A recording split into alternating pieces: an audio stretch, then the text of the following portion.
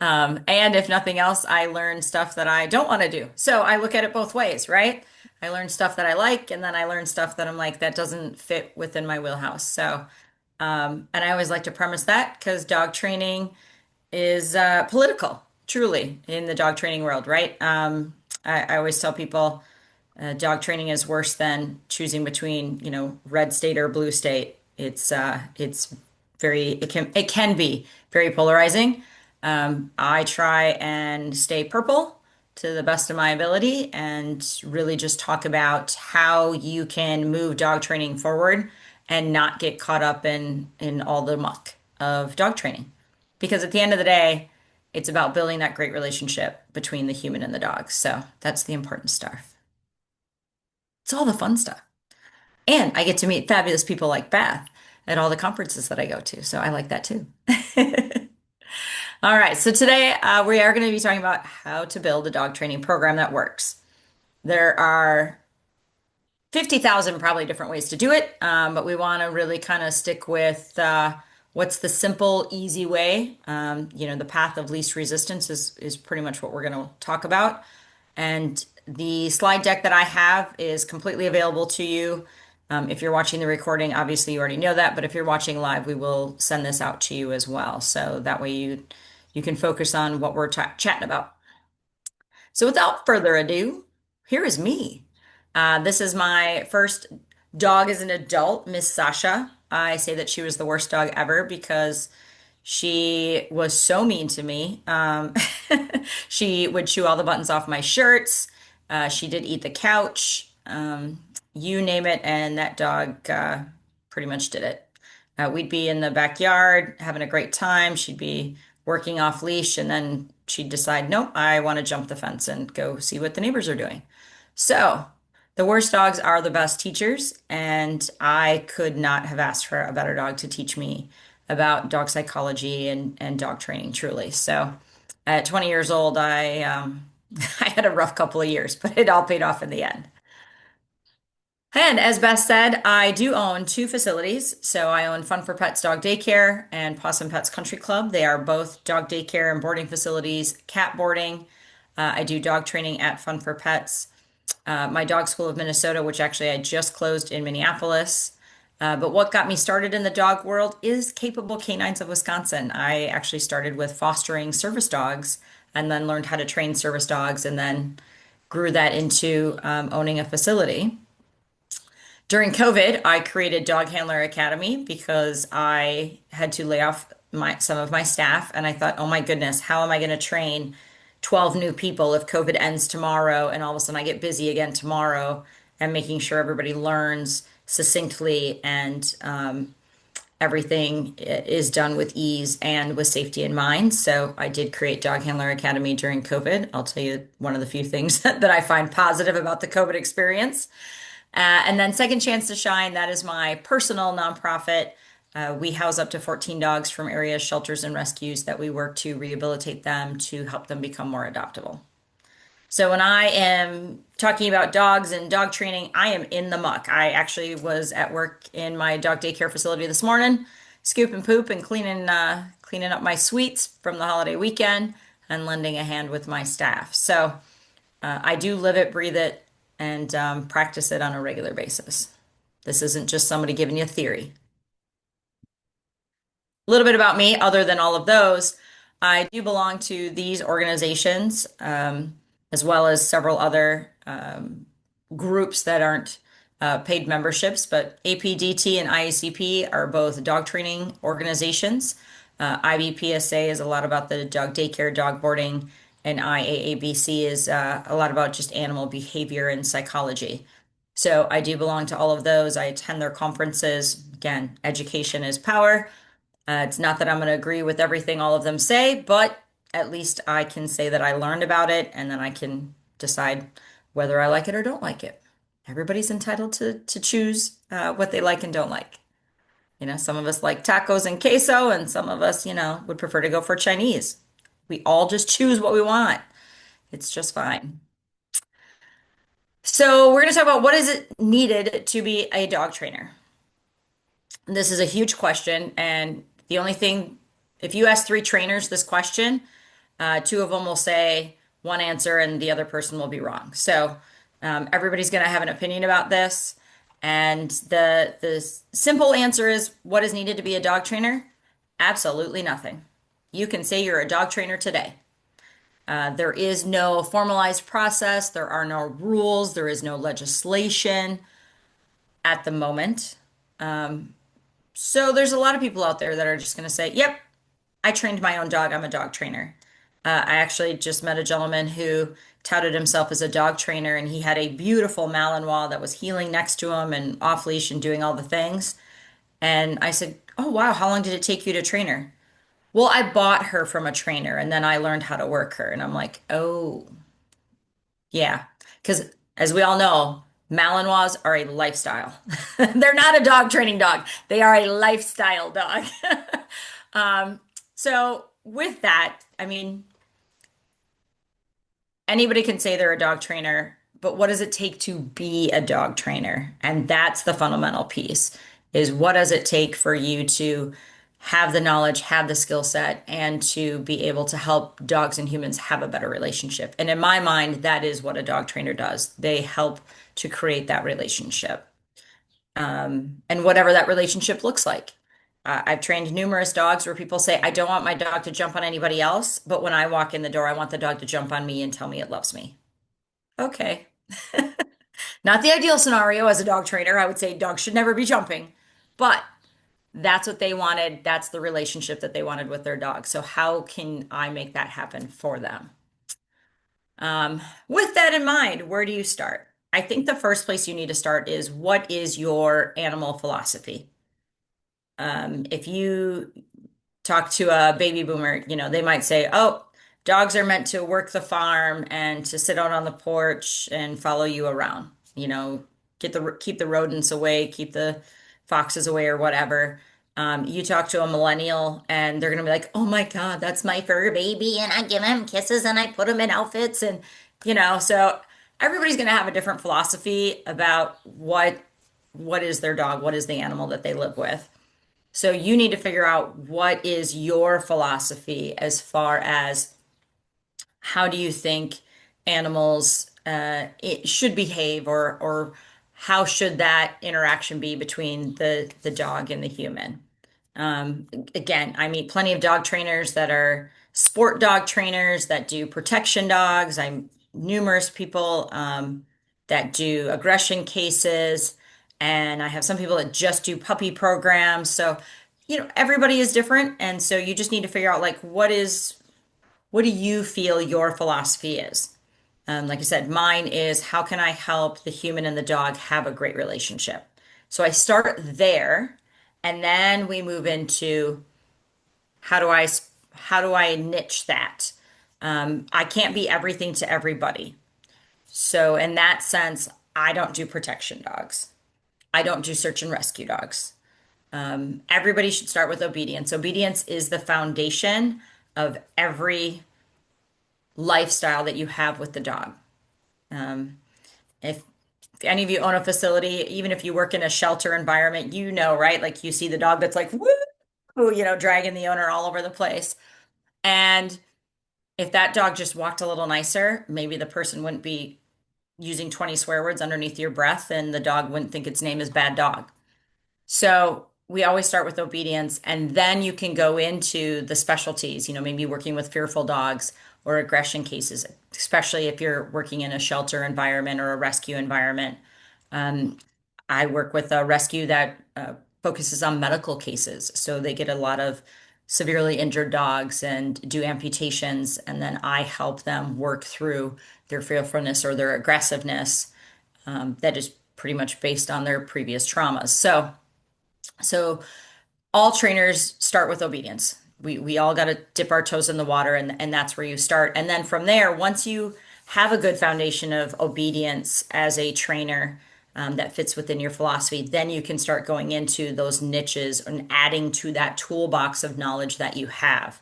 So, like I said, I started in the service dog world, and then I went into using dogs for hunting, and then I went into fearful, and then I went into aggressive.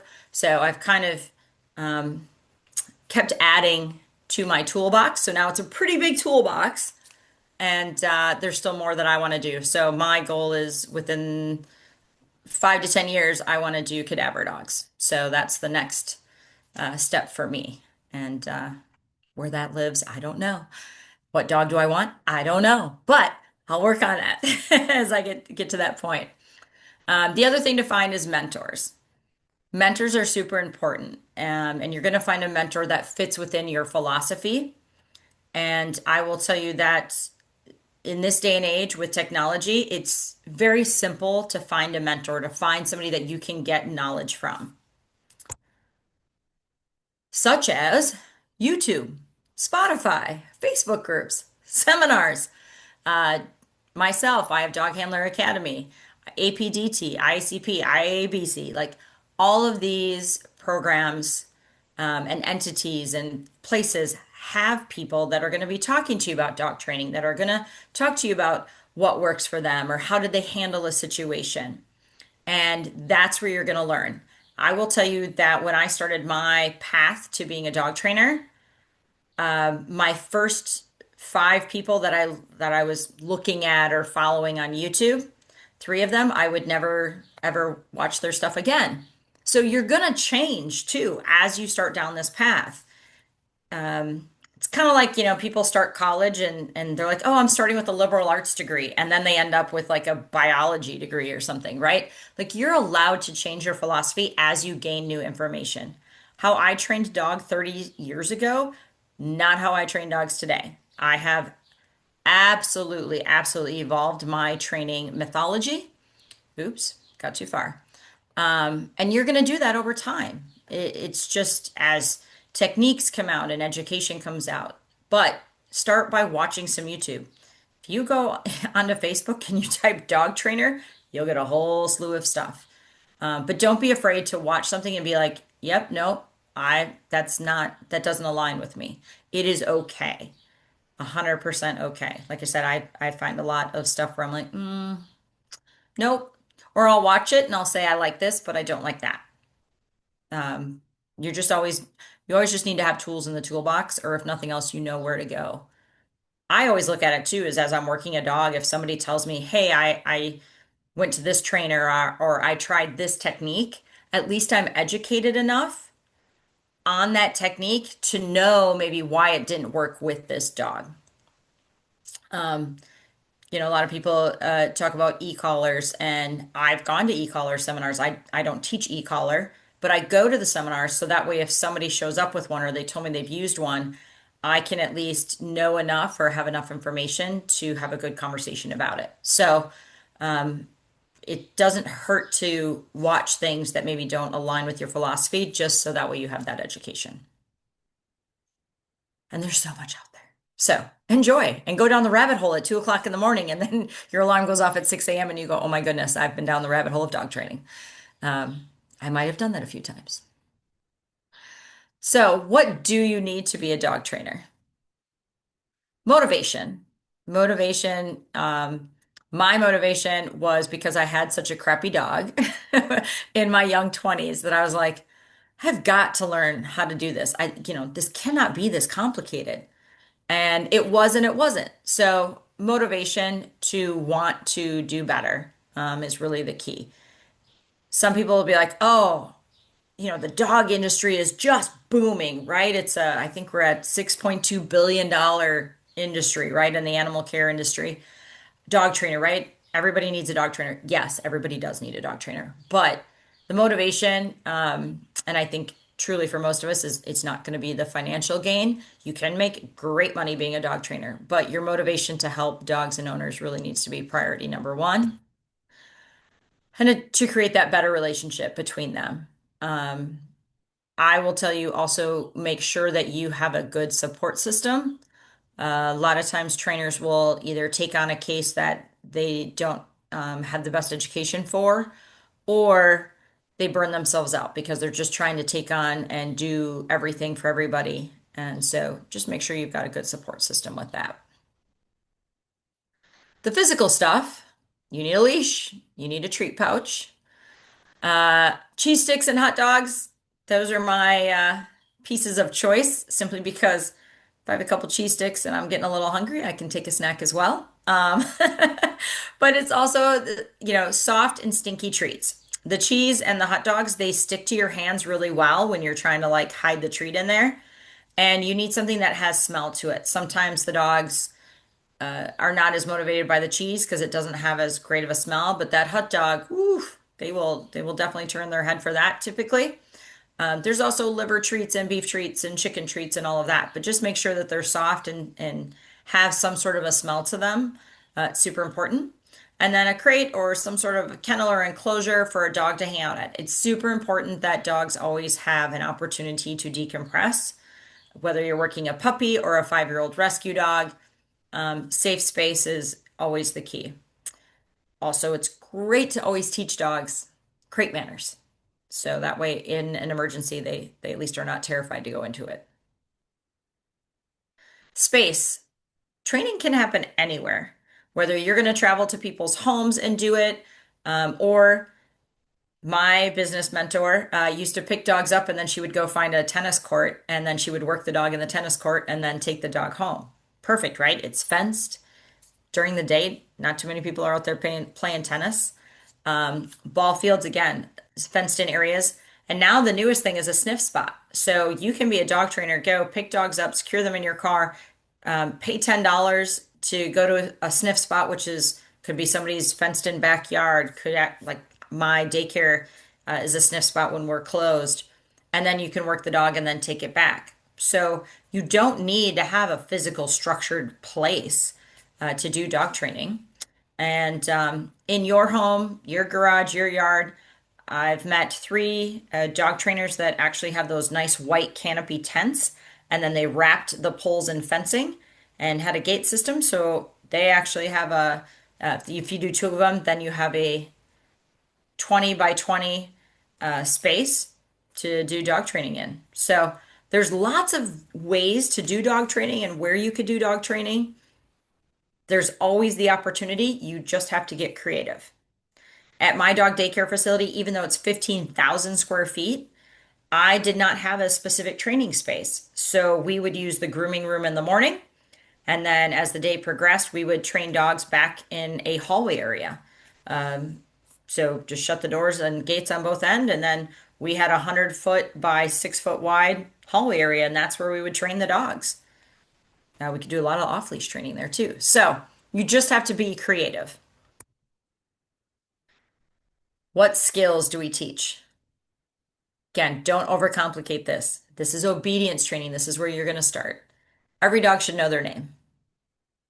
Their name is not no, no, bad dog, shithead, butthole, like whatever, right? Like we know people, like when they're angry and they're like, "Ah," that verbal vomit comes out. So we want to reinforce that they actually know their name. Super, super, super important.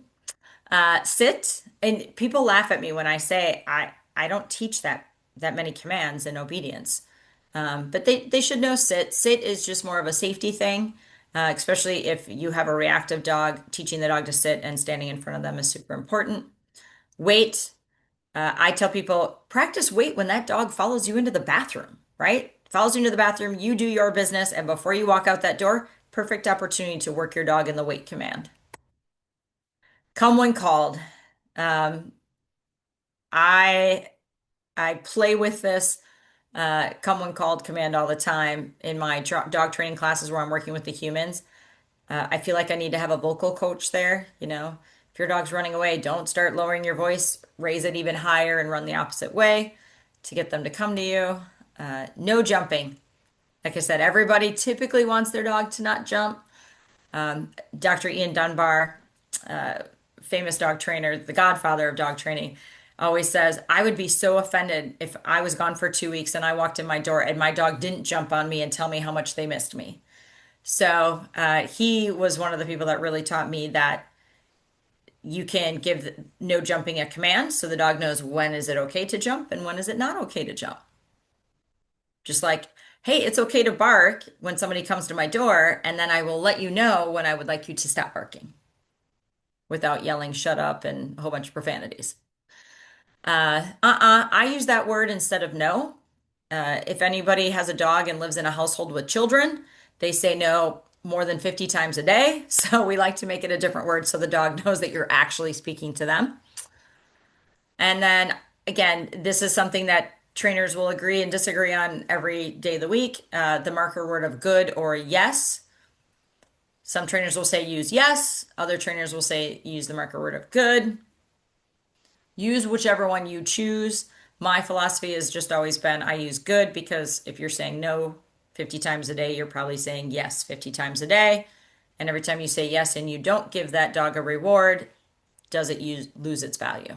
So, and then here's some additional skills that you can always teach. The place command is a nice one. It goes along with wait, riding nice in a car, setting a dog up for a good grooming experience. And I don't have it in there, but also muzzle training. I get a ton of referrals from veterinarians because we offer muzzle training as part of our dog school program. And so that is something that vets will say, here's Eve's card. Go enroll in her program. So it's a nice little funnel of dog training clients that just need muzzle training, which takes some time. All right. How much training needs to happen? That is always the $1 million question, right? So repetition is the key. How did you learn to roller skate? How did you learn to ride a bicycle?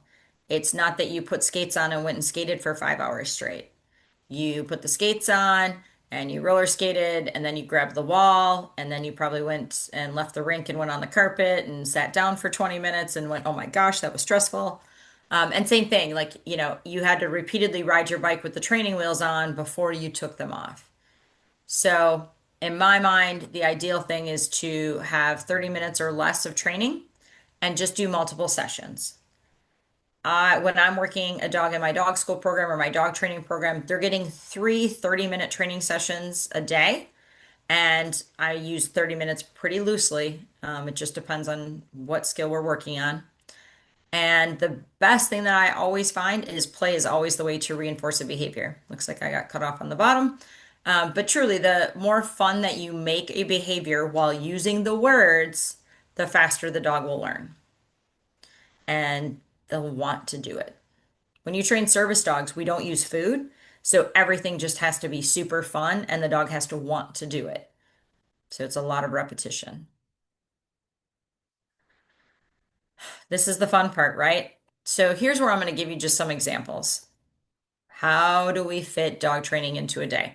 So if you are running a shelter operation and you've got caregivers that are doing potties and then feedings, when can that caregiver who wants to be a dog trainer fit that into their schedule? Or if you're running a dog daycare or boarding facility, when could you fit that into your schedule?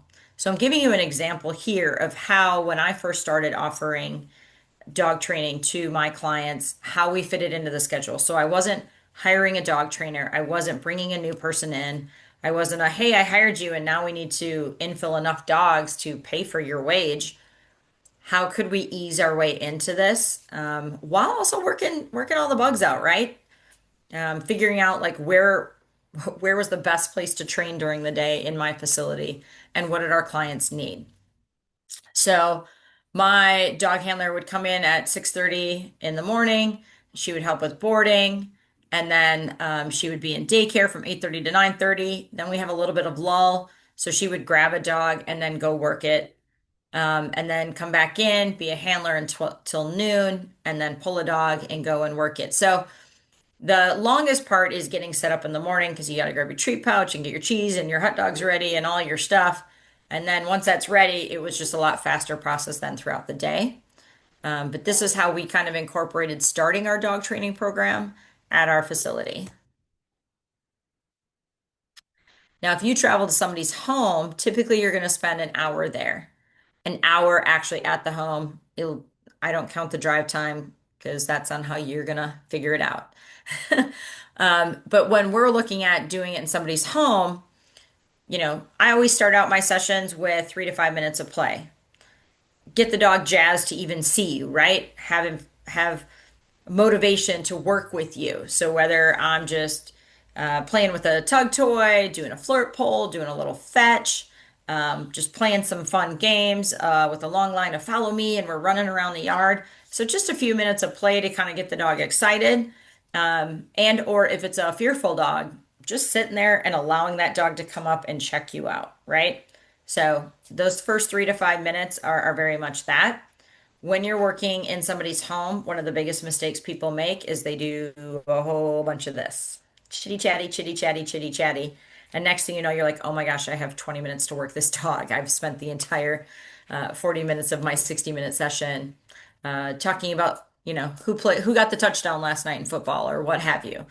So really try and if the client is home and you're coming to work that dog, just let them know of, hey, communicate via email or maybe a phone call ahead of time. Anything I need to know before today's session? All right. So when I show up, we get down to business. I want to be respectful of your time while I am there. And as long as you set that precedent, it works pretty good. So I do after the playtime, we're gonna work the dog for 20 to 30 minutes. And if again the owner is home and you're working with them, you're going to work the dog first, and then you'll allow them to work the dog afterwards. Then we do a little bit of a break, playtime. During that playtime is when I'm then communicating with the client. And then that last 15 to 20 minutes, either you have the owner work the dog or you're working the dog again. So that is how I fit in a session in somebody's home with them present. I called my program a dog school that I created. Why did I call it a dog school? Well, so I came up with doing semesters. So 12 weeks is a semester. So I came up with a program where dogs are worked over 12 weeks. So that's why we called it a school. And it made sense to me because a lot of people would drop their dogs off after or before dropping their children off at school, and then they pick them up after school. So because it was that same kind of concept, it was a day training program. And I also did create this during COVID as well, because people called up and they're like, oh my gosh, my kids are home, my spouse is home, and the dog is home. The dog's allowed to leave. Can I drop him off? Or people were calling and being like, oh, I'm working from home right now, and I took my dog for a walk, and he's a complete jerk. Do you have dog training? Yes, but we couldn't do dog classes where people could come and I could train the human. So that's why we created dog school. And also people didn't want to do a traditional board and train because they were home. So they wanted their dog home at night. But yeah, so dog school was also created during COVID because of the unique environment that was going on in the world. So for me, dog school, they come twice a week, either Tuesday, Thursday, or Wednesday, Friday. There is no dog school Saturday, Sunday, or Monday. Um, And I did that because I needed a break because when I first created dog school, I was doing the training along with one of my staffers. So that way it allowed me to have, weekends to do other things. Then people drop off between 6:30 and 8 a.m., similar to school, and they pick up preferably after 4 o'clock, so between 4 and 6:30 p.m. That also works with most normal business hours as far as dog daycares go. If you are running a shelter program, then maybe you would change it up to be like they can drop off between 7:30 and 10 a.m. or something along those lines.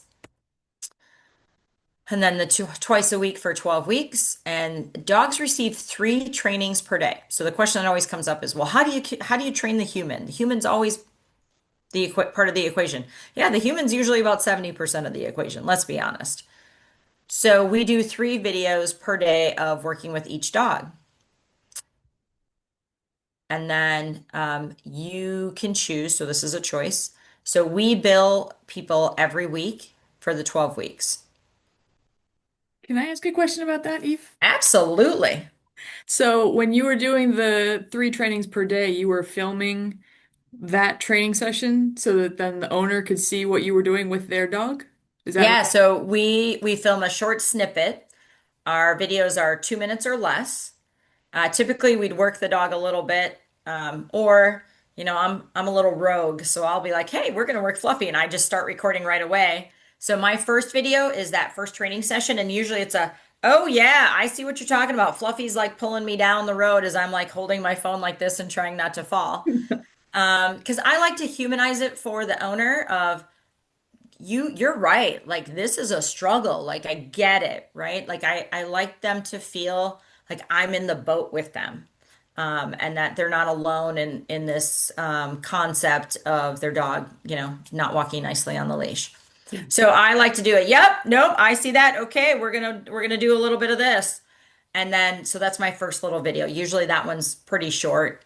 My second video is my second training session where maybe I'm trying my row the boat technique. Maybe I'm trying wrapping the leash like a body harness to give pressure, no pressure.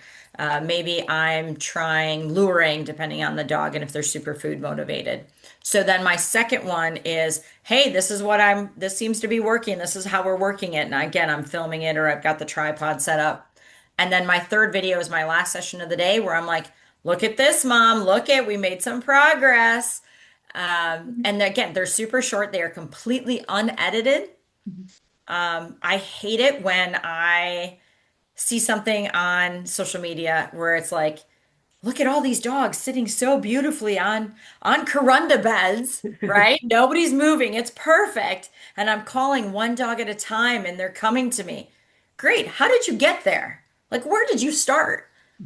I like to show the process because that to me is super important. I think if people understand the process, then it helps them to recreate it and to work through any issues that are going to come up. Yeah.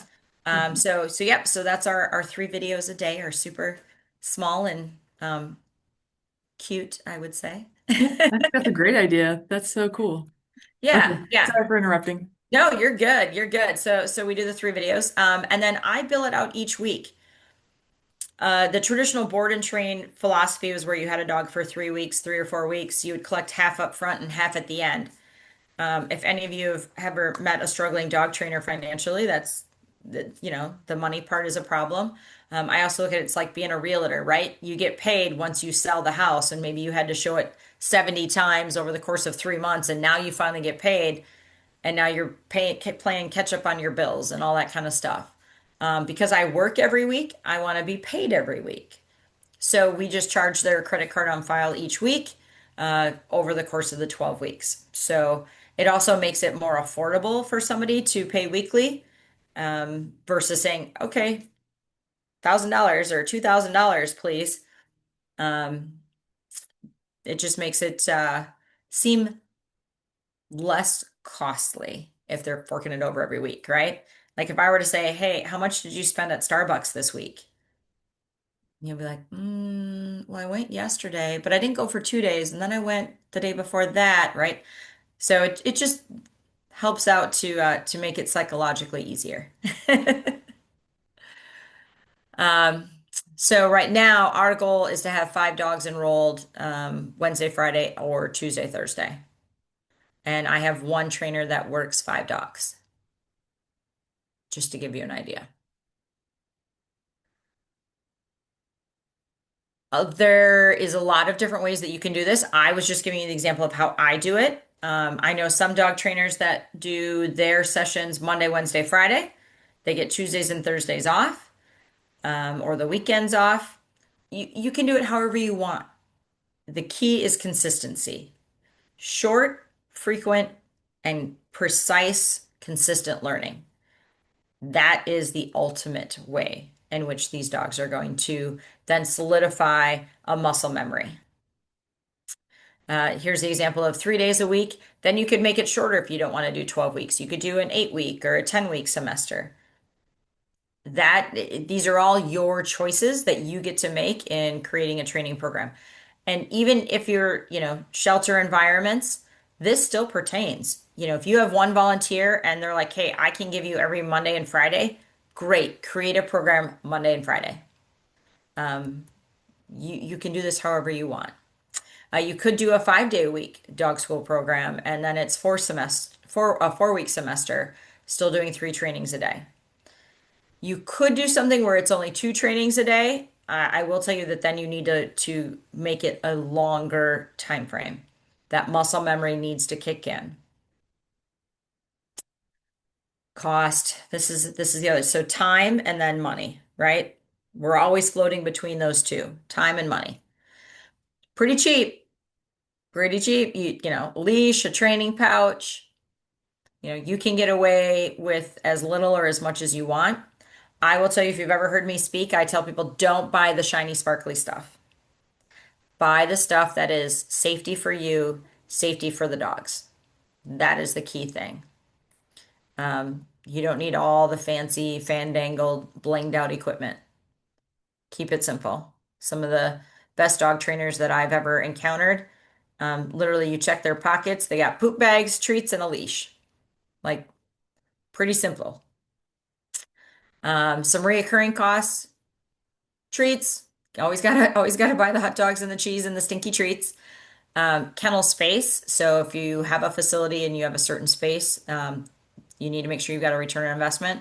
And then wages, what you're paying somebody. So here's my breakdown, bag of treats. We also serve pumpkin. So when our dogs are taking a break midday, everybody gets a couple dollops of pumpkin just to help settle their stomachs. Good probiotics. And then if you have a facility, whether a shelter facility, if you're using the garage of your house, even make sure that you know what your cost per square foot is. So this is where a lot of people look at my math and they go, I'm not looking. But truly, you need to know what your costs are. So that way you can price things accordingly. How I price things at my 15,000 square foot facility and what I priced things at my 2,000 square foot facility were very different. Also, the demographics were different and the wages I have to pay are different. So just really keep that in mind. And I just tried to give you a rough example here. And then wages. I used $15 an hour. Most dog trainers will want to be paid more than that, but I was trying to make it easy math. So that way I didn't get overwhelmed trying to figure everything out. So if we do three 30-minute training sessions a day, that'd be $22.50 per day in wages for the dog training. Okay. Again, half of you are now going to gloss over because I'm doing math here. We all didn't go to school to be accountants. But I wanted to give you some real life pricing. I don't talk theory. I don't say, oh, in theory, you should do this, and in theory, you should do that. Nope, here are the nuts and bolts. Here's the black and white of it. Um, so just trying to give you, if you did dog school 3 days a week, you did an 8-week semester, your total cost, treats, wages, etc., $857. Recommended pricing, 1,800. So if you're doing billing it per week or you're collecting half up front and half at the end, you're making $1,000 roughly Can I ask in one more 8 weeks. question? Yes, So, for the dogs who are there for the day, they're there with you and they're doing three separate training sessions throughout the day. correct. Does that, so then is there like a daycare element or are they kind of having some And downtime in between those sessions? And then if there's yeah. daycare, does the customer pay for daycare and then training? So in my dog school program, because it's a program, they are in their suite, taking a nap on their Kuranda bed, by the way. Just saying. And typically, they're either resting or when dogs come to my program, I tell the client, don't feed them breakfast. Give me their breakfast, give me their lunch. And depending on how late the dog is going to be, if they're staying till 6:30 and they want to bring me their supper too, that's fine. So then we put those items in an enrichment toy. Kong wobblers are my most favorite because they're pretty indestructible. Or if it's more of a seasoned dog, then I might use a food puzzle or a snuffle mat if I can trust the dog, because it's not like I'm standing there watching. So be cautious of that. But yeah, so no, we typically will do a food toy in the morning. So they bring their dog in, food goes into a food toy. They are in their suite or their crate while the other dogs are coming in. All the dogs are there by 8. I do potties. Sometimes I'll do dogs together for a potty session. And I'm always training. Like even if I'm taking 2 dogs out, we might run outside and then potty, and then on our way back in, we're working on weight at the doors with 2 dogs. So multiple ways to do that. Then they rest. Then I'm pulling one dog at a time. Then we're out to potty. Then they get lunch, their two dollops of pumpkin, and then if the owner packed lunch in another enrichment toy, then that gives my trainer time to go eat lunch as well, upload any training videos. Then we come back, they go out to potty, and then back into their suites, and then I'm pulling one dog at a time. So, yep. So it's not daycare, although you can add daycare element to it in the sense of do some group play, or again, in a shelter environment, doing group play might be a little more risky for you, but having those enrichment times in there. And then when we're outside, like we're playing fetch for potty time, their potty times are usually 8 to 15 minutes, again, depending on the dog, depending on weather. But yeah, we're running them around and exercising them. The reality is most dogs sleep 12 to 18 hours a day. So it doesn't take a whole lot to kind of like drain that energy down. Plus, we're working that brain so much during the training session that they're typically pretty tired. Gotcha. So, so Thank yeah, so even if you don't have a facility and you're just using your house or your garage, you have some crates or you have some stand-up kenneling. You don't need to go real big. You can start small and then work your way up. Yeah, so I started with just some crates, actually, just outside of my grooming room in a hallway area that we didn't use a whole lot, and that's kind of where that dog went. So they weren't in my boarding area, they weren't in my daycare area. They kind of had their own little private space. Good question. Okay. Oh, so there was the profit. So if you just did one dog per day, 3 days a week for dog school, you can make an extra $6,000. So I also want to talk about this because let's face it, most dog trainers can't afford to like quit their job and jump into dog training right away. So if you're doing this as your side hustle, as your passion, this is where you want to go, this is where you can start and build your way up as well. Plus, I wouldn't mind an extra $6,000 a year. And if you're able to increase it to four dogs a semester, you can make $24,000 just working four dogs 3 days a week. So just want to put some numbers to it. And as a shelter, you can also offer this as an alternative to doing dog classes. Dog classes, so many times you need to do it on a weekend. Hard to find trainers or people that want to give up their Saturdays or their Sundays or their evenings to offer dog training classes. So, this is again another way for you to get income into your facility and taking maybe a volunteer that wants to be a trainer or has really good dog sense and making an investment in them and making it pay for itself. So I'm just giving you another perspective here. If you did 2 day a week dog school, what does that look like? What does the pricing of that one look like? And kind of going from there. So a little bit less profit, obviously, because you're not working the dog as much. Um, and so pricing would be attuned.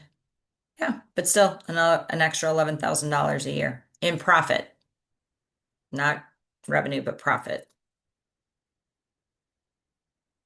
Okay, so how could you set it up?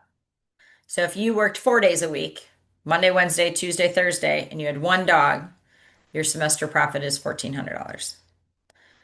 I can work one dog a day. That's a great side hustle.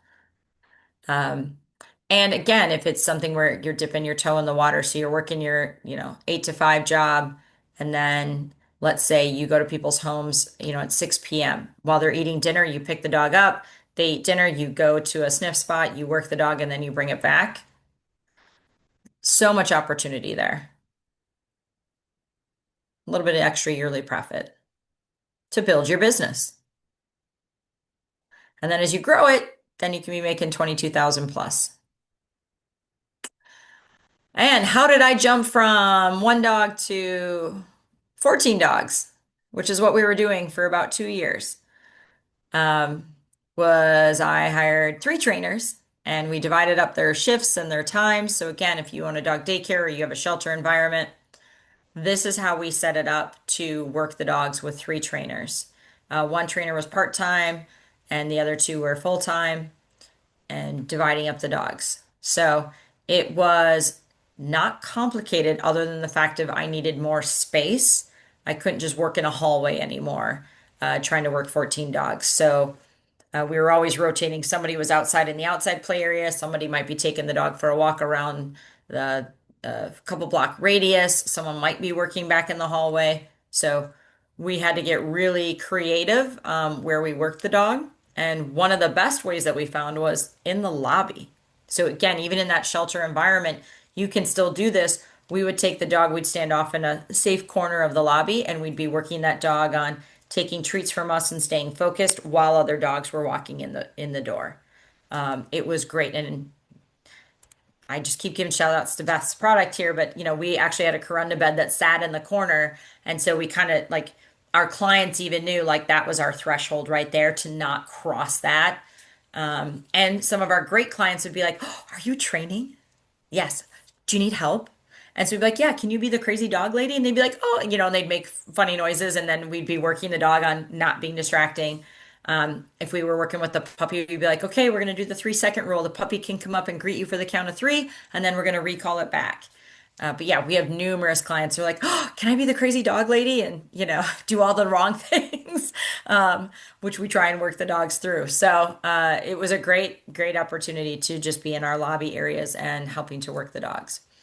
But yes, in for 2 years we were running 14 dogs Monday or 14 dogs Tuesday, Thursday, Wednesday, Fridays, and it was great and exhausting and exciting all at the same time. So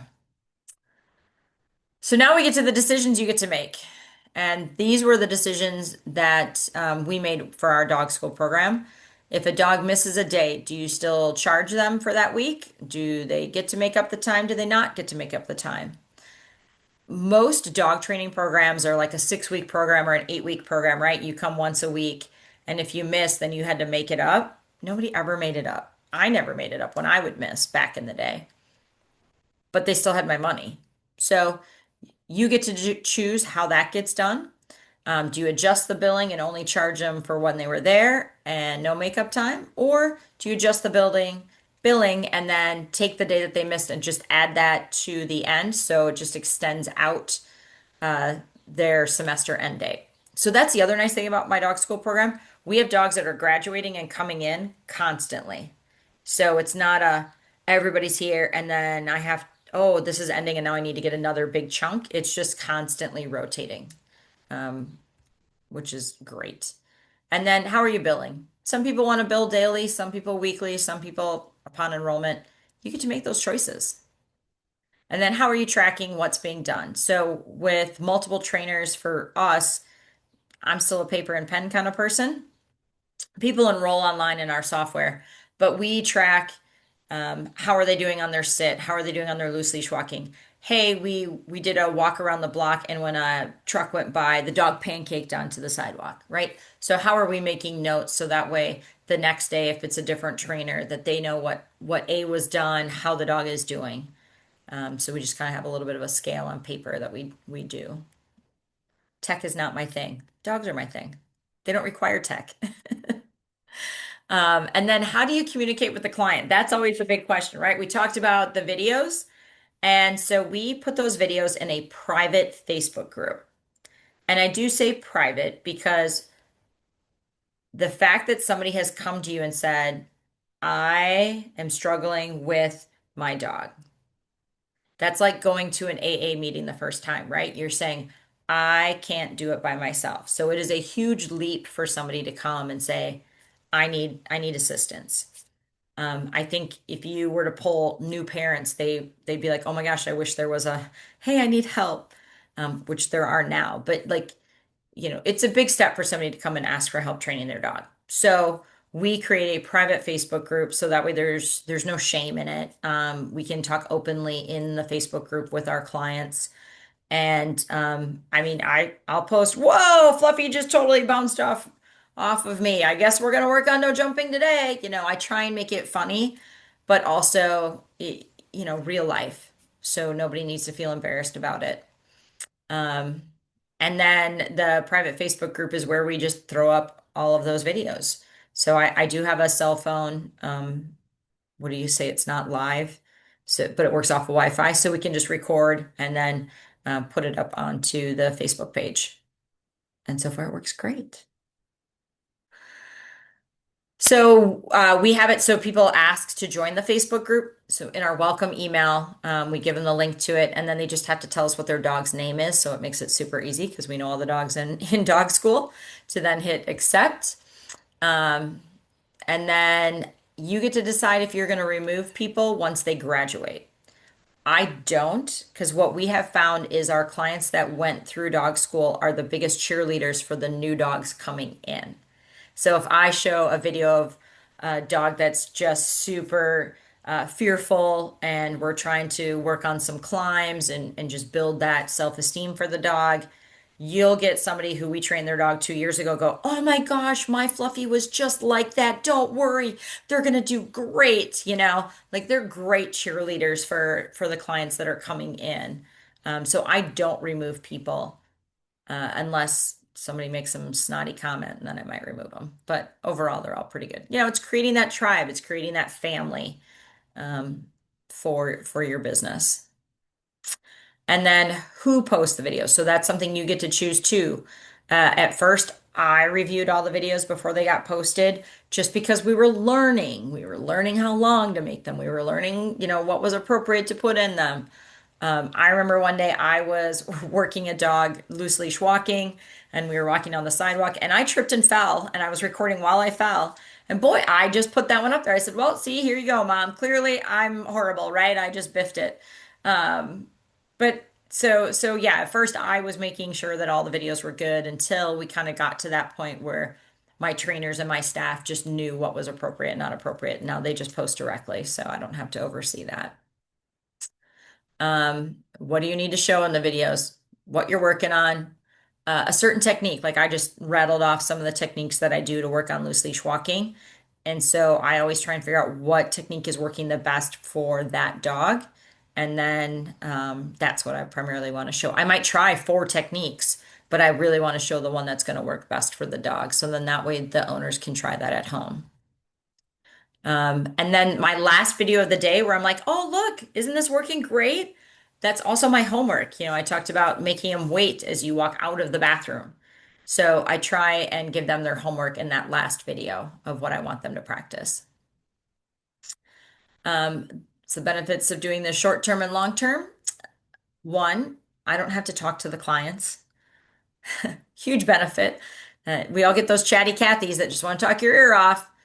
And or usually it's not a single person with the dog. It's a family or it's, someone and their significant other. So having the whole family sit down and watch the videos, super beneficial.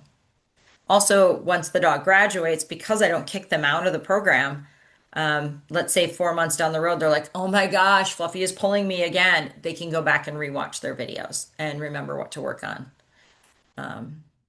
So show the messiness.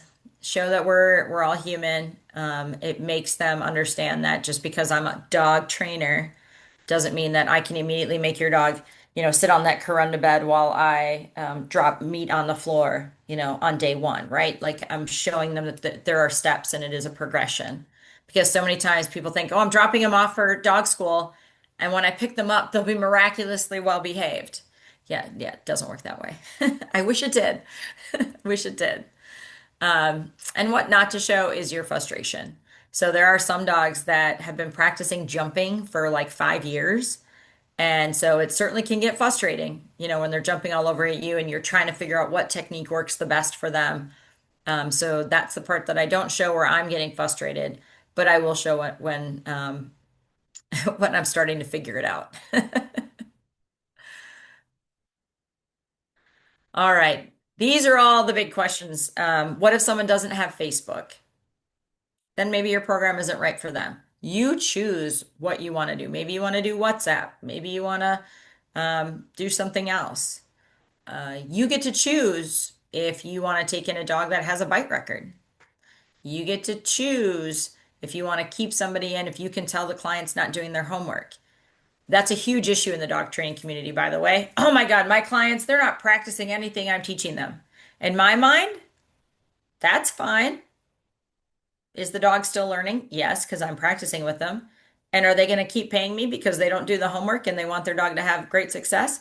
100%. I have one lady that keeps her dog has been in dog school now for 2.5 years. So the dog comes for a semester, takes a semester off, comes for a semester, takes a semester off. And again, I'm like, why do you keep bringing your dog? And she's like, well, because I do great with the dog. She goes, but then my husband and my daughter don't do diddly squat with the dog. And so then he starts to misbehave a little bit, and it's just easier for me to enroll him in dog school. Thank you. Thank you for job security and for paying my mortgage. I appreciate you.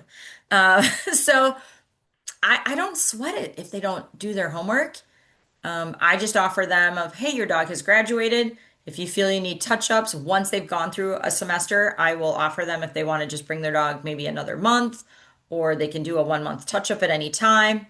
But yeah, this client does that. So now we're doing all sorts of like cool stuff, teaching the dog to walk between our legs and all that kind of fun stuff. So now we can just, you know, enjoy ourselves.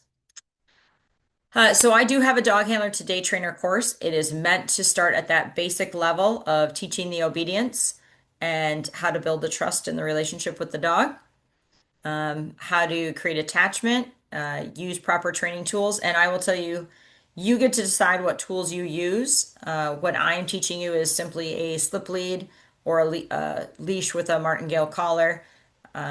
And in my program, the Handler Today Trainer program, we are using adult dogs, so typically rescue dogs. I do also have a puppy training course where in that one it's much more lure and food and capturing. So I just always like to tell people what are the differences. And really, we go over the basic commands and then we talk about how to add your train the pet parents and the family using the Facebook videos. So the other piece to it is if you have a facility and this is something you want to add, there are videos where I walk you through just like what we talked about. What's your philosophy? What do you want to use? How do you want it to look? So I help you figure out what resources you want to utilize in creating your program. The skills, walking the dog, calling the dog's name, giving the dog treats. I can't tell you how many times, because I teach classes, that I'll watch the owner go, sit, and then they're digging in their little treat pouch trying to pull out their cookie. And I'm like, that cookie should have been in your hand before you said the word sit. It's amazing the subtleties that go into dog training. So these are just ideas of all the things that we teach. Now I'm going to show you what it looks like in our course. Let me find my mouse. Oh, I got too excited. Somewhere I have a video. Let me get out of full coursework here. And maybe my link is broken. It might be broken. Anything is possible. We all said technology is not our friend, right? Hmm. Okay, well, I guess I'm gonna see. I don't know what those are. Well, I was gonna show you some videos, but I guess I'm not. Now I'm just gonna show you some slides. How about that? I can add I links to any videos to the link with the recording if you'd like. Yes, we will do that. So this is an example of where she's doing it in a back hallway. Oh, I'll go back to the other one. This is their employee break room, and we just put up a little bit of fencing because they also do a little photo booth in there. So it's just showing you like you don't need a lot of space. You can do it in the most obscure places. So working on proper feeding. Someone And suggested to try playing the videos from PowerPoint instead of Google Slides. I don't know if that's something you want to try and do right now. valid point. Well, we're getting on that. Okay, so let me escape. Look at you. You know all this terminology here.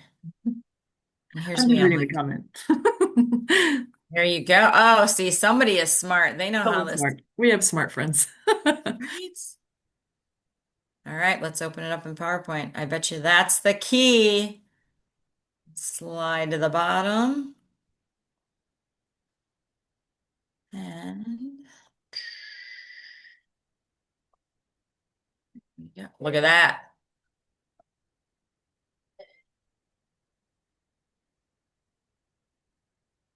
If it's playing, we can't see it. Yep, I think I have to share my other screen. Ta-da.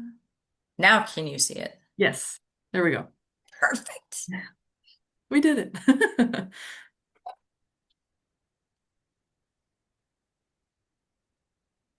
So this is a video that someone sent to me. So in order to be certified as a dog trainer through Dog Handler Academy, you actually have to submit videos to us showing that you learned some of the skill sets. And then we critique it. So like in this case, one of the things we critiqued is actually how she's feeding the treats. It should be actually below the head and almost in a cupping methodology. Um,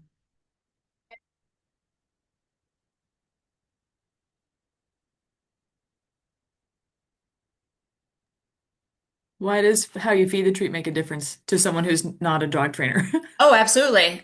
So holding the treat like she was, where she was actually coming at his face, makes the dog want to lunge forward and potentially bite your fingers. To where if you take it and you have the treat between your fingers and your forearms, so I hide it right in here. I'm going to use this little paper clip as an example. So if you hide it like this and then you cup it, so then the dog's head goes into your hand, um, limits you losing a fingernail and or also treats the dog not to come up to you, but actually to come into you. Oh, gotcha. Yeah, Thanks. there you go. And then this one, she's just working on that wait at the door.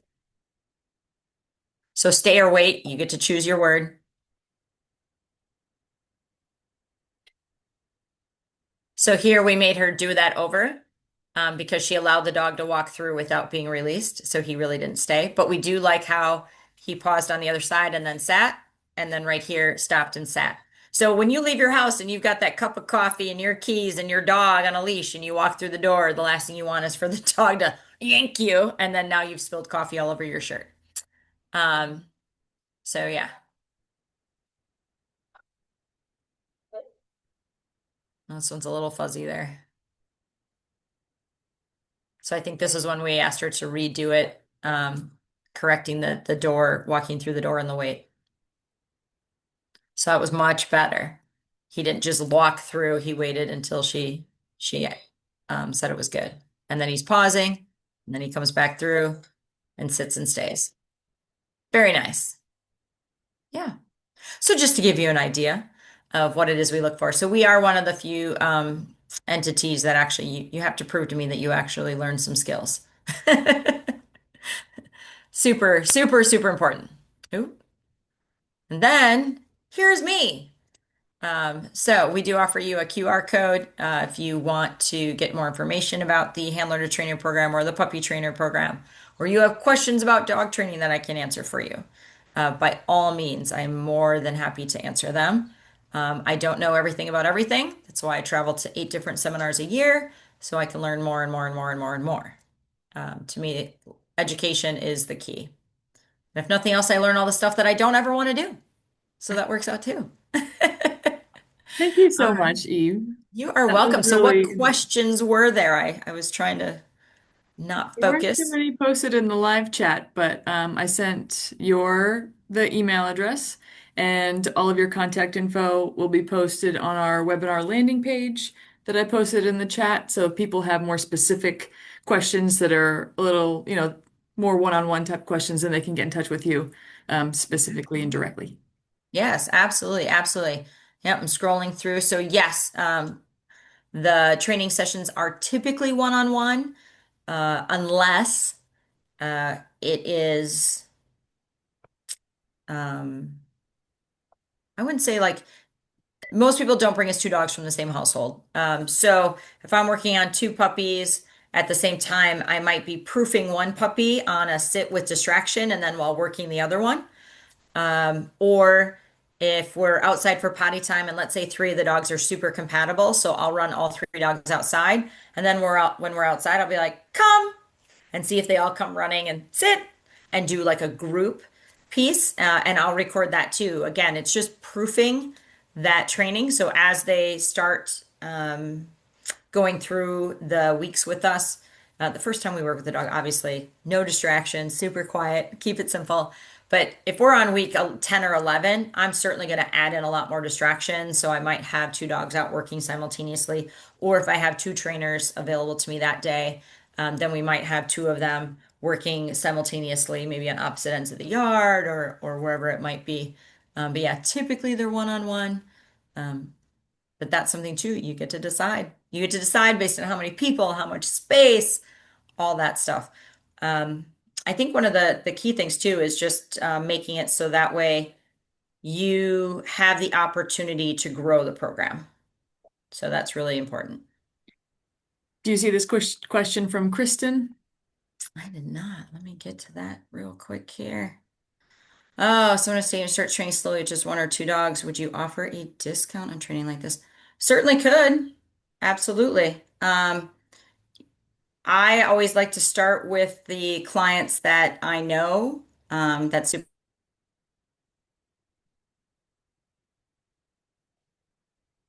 I think you muted yourself, Eve. Nope, still not mute. Still muted.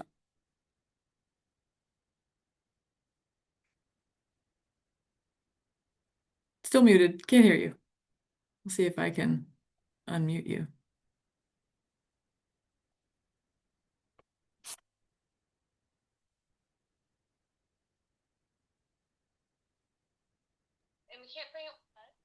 There we go. Now I'm unmuted. There we go. Always fun. Perfect. I know. I'm like, I don't know what I just did. Yeah. So what I did when I first started out is I grabbed a couple clients that I knew would be open to having some free training. And yeah, I just offered them a discount and it worked super, super good. So Good. I think that's all the questions we had. perfect. But again, I'll have the recording posted usually by the end of the next business day. So tomorrow afternoon, I'll email that out to everybody who got the invitation for the webinar, and your contact info will be posted there too. Perfect. Yay. Well, yes, if you have any questions, send us a message. Certainly happy to answer those. And I wish you all the best. Training is super fun. I love having the relationship with the dogs. So, Good. And don't forget to check out the summit in Chicago in September because I'm excited. I hope I get to go too. yeah, the summit is 2 days, lots of info, and then we send you home and then you get to implement. The fun part. Good. Well, thank you so much. I really appreciate you coming to speak.